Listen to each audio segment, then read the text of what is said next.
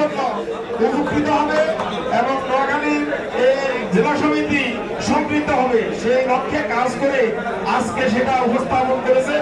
সেজন্য আমি ওনাদের জ্যেষ্ঠ অ্যাডভোকেট জনাব আজহারুল্লাহ ভূঁইয়া সাহেবকে আমি ধন্যবাদ জানাই। আমি জ্যেষ্ঠ অ্যাডভোকেট জনাব শওকতুল্লাহ চৌধুরীকে আমি ধন্যবাদ জানাই। আমি সত্যিকারই আমি গঠনতন্ত্র সংশোধনী কমিটির কাছে আমি ঋণী।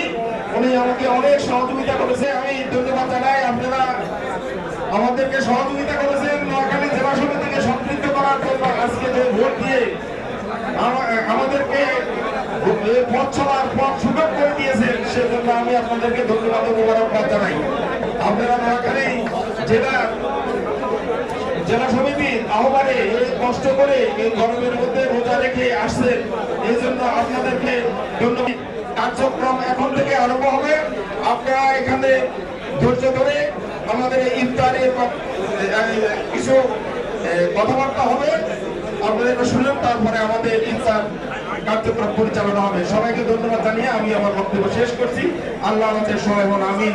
আসসালামু আলাইকুম ওয়া রাহমাতুল্লাহি ওয়া বারাকাতুহু।